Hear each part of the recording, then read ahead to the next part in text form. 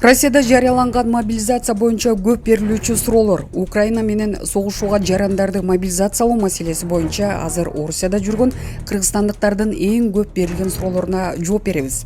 Биздин редакцияга мобилизациядан качуу боюнча кыргызстандыктардан көптөгөн суроолор келип түштү. Биз юрист Фатима Якуббаева менен байланышып, түз эфирде сиздин суроолоруңузга жооп алабыз. Кош жарандыгы бар кыргызстандыктар азыр Орусиядан чыга алабы? Сиз мобилизациялоого чакыруу алганга чейин чыгып кетүү мүмкүн. Колуңузга чакыруу кагазын алгандан кийин бул мүмкүн болбой калат. Аны мүмкүн болушунча кеч алуу үчүн сиз госуслуги.ру сайтындагы аккаунтуңузду өчүрө аласыз же ошол эле жерде каттарды почта аркылуу гана кабыл алуу деген жерин белгилешиңиз керек. Учурда Кыргызстанда жүргөн Россия Федерациясынын жарандары мобилизациядан кутула алабы? Ооба, кош жарандыгы бар болсо, аскерге чакыруу кагазына көңүл бурбай койсо болот. Бирок орус жарандыгы менен кош айтышууга туура келет. Андан тышкары балким ал жакка эч качан кайтып барбашы мүмкүн. Эгерде Россия Федерациясынын жараны болуп, бирок башка өлкөдө жүргөн болсом жана чакыруу кагазын алсам, кантип мобилизациядан качам? Барбасам эмне болот?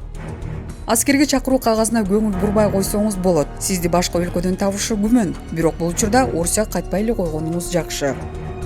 Кыргыз Республикасынын студенттери жарандары Россия Федерациясынын жогорку окуу жайларында билим алышса, алар да чакырылабы?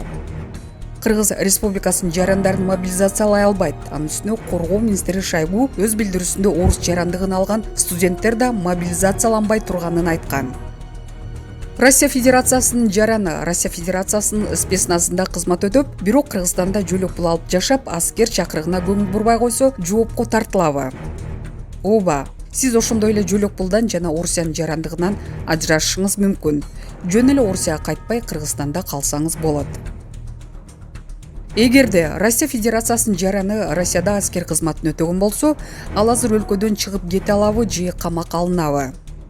Аскерде кызмат өтөгөндөр биринчи кезекте чакырылат. Ал эми алардын баары автоматтык түрдө аскердик каттоодон өтүшөт, демек ал уруксатсыз жашаган жеринен чыга албайт. Эгерде Россия Федерациясынын жарандыгы гана болсо, мобилизациядан кантип качууга болот? 1-октябрга чейин альтернативдик жарандык кызматка өтүүгө арыз жазсаңыз болот. Башкача айтканда, аскердик кызматты коомдун жана мамлекеттин кызыкчылыгына ылайык жарандык кызмат менен алмаштыруу дегенди билдирет. Россия Федерациясынын жараны аскердик кызматты ишенимине жана динине карама-каршы келген учурда альтернативдик жарандык кызмат менен алмаштырууга укуктуу. Эгерде адам чакыруу кагазын алса, анда ал Россия Федерациясынан чыга албай калабы? Ооба. Эгер сиз буга чейин чакыруу кагазын алган болсоңуз, анда сиз Россия Федерациясынын аймагынан чыгарышпайт.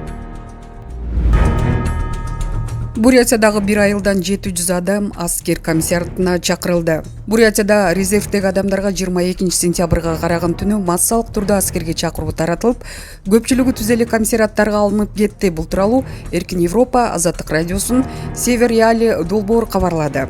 Медиа Свободная Бурятия телеграм-каналына таянып жазгандай, айылдарда эркектерди жапырт кармап алып кетип жатышат. 5000 адам жашаган бир эле Курумкан деген айылда 700 адамга аскерге чакыруу берилди. 5000 адам жашаган бир эле Курумкан деген айылда 700 адамга аскерге чакыруу берилди. Аларга да кагаздар түнкүсүн таратылган. Бурятиянын Борбор Улан-Удэ шаарында да комиссарлар автобустар менен көчөлөрдү кыдырып аскерге барууга милдеттүү адамдарды кармап кетип жатышат. Тумкин аттуу райондон 100 адамды алып кетишти. Аталган район кышка чейин 2200 адамды чакырууга милдеттүү болуп турат. Украинадагы согушка аскерлер көп тартылып жаткан аймактын бир катары Орусия Федерациясынын Бурятия Республикасынын аталып жаткан. Согушта мерт болгондор арасында да буряттар көп экенин бир катар басылмалар жазып чыгышкан. 21 сентябрда Орусиянын президенти Владимир Путин жарым-жартылай мобилизация жарыялады. Мунун алкагында согушка запастагы жоокерлер тартылары кабарланган. Коргоо министри Сергей Шойгу мобилизация жарылыгынын алкагында 300 миңде адам аскерге тартыларын айтып, бул мындан арыда пландуу улантыларын билдирген. Буга байланыштуу шаршемби күнү кечинде Орусиянын 38 шаарында нааразычылык акциялары өтүп, 1400 адам кармалган. Кармалгандардын көбү Москвага жана Санкт-Петербург шаарларына туура келет. Аталган шаарларда полиция митингчилерге катуу чара көрүп, аларды желим куралдар менен сабады жана тизелетип чөгөлөттү. Кармалгандардын арасында жабыркагандар да болду. Булак Азаттык.